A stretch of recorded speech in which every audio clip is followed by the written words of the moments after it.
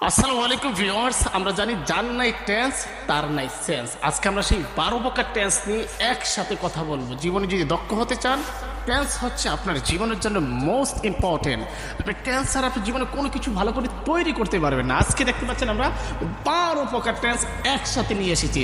সম্মানিত স্টুডেন্ট এবং যারা নিজেকে ইমপ্রুভ করতেছেন, ইংলিশে ভালো কিছু করতেছেন, এটা মোস্ট ইম্পর্টেন্ট। আমরা সারা জীবন subject plus power plus এমিজার plus object পড়তে পড়তে পড়তে পড়তে আমাদের জীবনটা একদম তেজপাতা হয়ে গিয়েছে। আমরা আজকে সুন্দর করে সহজ করে ইংরেজিতে কীভাবে পারা যায় সেই জিনিসটা আমরা শিখাবো। সেটা হচ্ছে আমরা আজকে 12 প্রকার টেন্স এখানে লিখেছি এবং দেখতে পাচ্ছেন আপনারা লিখেছি প্রেজেন্ট ইনডিফিনিট।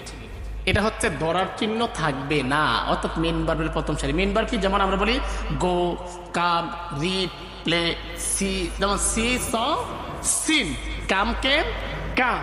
ওকে নুসাইবা, আমরা আজকে তোমার কাছ থেকে আমি জানতে চাচ্ছি 12 প্রকার টেন্সের ধরার চিহ্ন কি তুমি জানো? জি।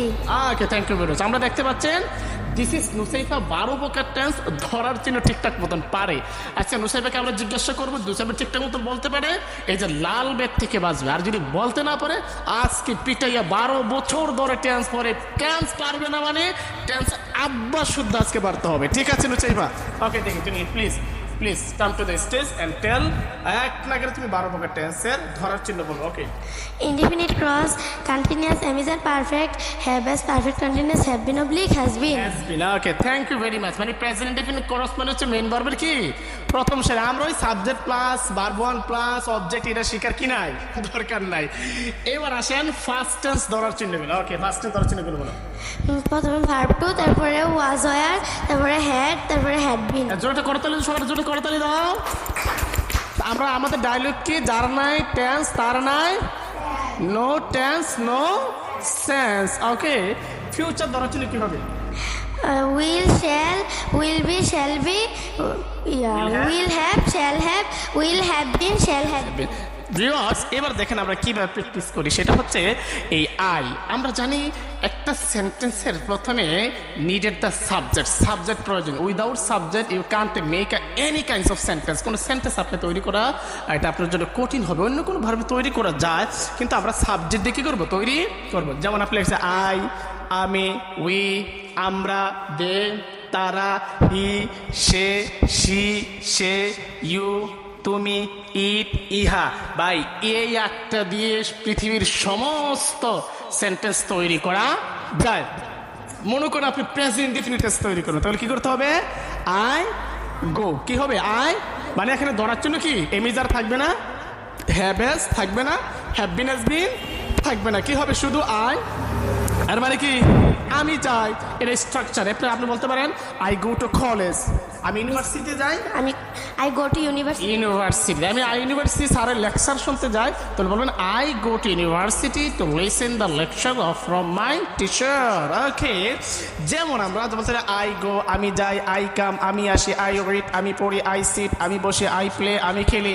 এখন যদি বলি আমি এখানে বসি, I sit here. আমি এখানে তোমার সাথে বসি, I sit here with. ওকে। এবার আমরা কন্টিনিউয়াসে যাই। কন্টিনিউয়াস ধরার জন্য কি? Am is are, am is continuous যেখানে আমরা আছি। আইএনজি সেখানে। সবাই বলো কন্টিনিউয়াস যেখানে। ওকে ডিয়ার স্টুডেন্ট, এবার দেখতে পাচ্ছেন আমরা লিখেছি এম ইজ আর, অর্থাৎ কন্টিনিউয়াসে এই ধরার চিহ্নগুলা থাকবে। আয়ের সাথে কি? এম, প্লুরালের সাথে আর, পৃথিবীর যত নাম আছে থার্ড পারসন এগুলোর সাথে কি?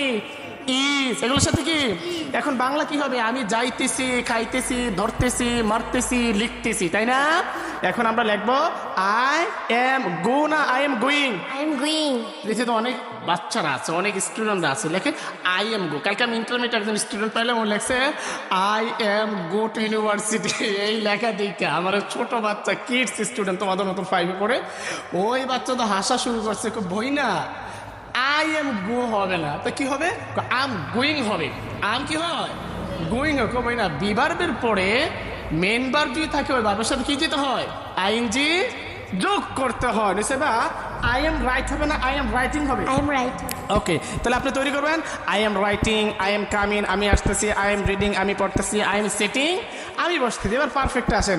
পারফেক্ট আছে যেখানে 3 নং সারি সেখানে। পারফেক্ট ধরার জন্য কি? তা হ্যাভ অবলিক হ্যাভ। তোরা আই হ্যাভ গো না I have gone, I have come না I have come, I have sit না আই হ্যাভ সেট, তাহলে আই হ্যাভ সেট আমরা বলবো। তারপরে আপনার প্রেজেন্ট পারফেক্ট কন্টিনিউয়াস চলে গেলাম। পারফেক্ট কি যা এখানে একটা সময় থাকবে, এটা পিরিয়ড থাকবে। পিরিয়ডটা কি, একটা হচ্ছে তোমার লিমিটেড, আর একটা হচ্ছে কি লিমিটেড না, একটা হচ্ছে টাইম অফ পিরিয়ড, সময় থাকবে। একটা সময় কি মানে সময়টা কোন সময় সেটা কি উল্লেখ থাকবে না। এখন যদি বলি আমি সকাল থেকে যাইতেছি, এটা নির্দিষ্ট সময়।